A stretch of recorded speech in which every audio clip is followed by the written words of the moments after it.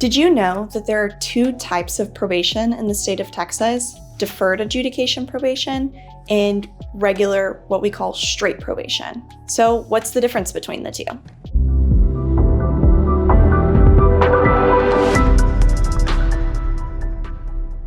A deferred adjudication probation, or sometimes deferred probation for short, is a type of probation where when you plead guilty to the judge will say something along the lines of, I will find that there is sufficient evidence to find you guilty, but I'm going to defer finding you guilty at this time, which is where the deferred adjudication comes in. You're not being adjudicated guilty. The judge is deferring that adjudication to a later point. So if you successfully complete all of your conditions of probation and you have been released from probation, then that finding will be dismissed, which means there is no final conviction.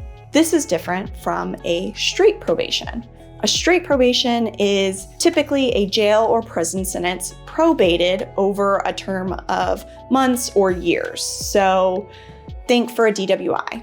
In Texas, for a Class B DWI, you can either get deferred probation or straight probation. A straight probation is typically something that is a number of days in jail, so say like 90 days in jail over 15 months. And what that means is instead of sending you to jail for 90 days, the judge will put you on probation for 15 months. When this happens, when you plead guilty to the judge, in this case, the judge will find you guilty and it will result in a conviction. You could have the same conditions on both the deferred probation and the straight probation, but one is going to result in a conviction and the other will not result in a conviction, so long as you successfully complete your probation. Not having a conviction can be very beneficial in many aspects, such as your job or trying to get your record sealed later on.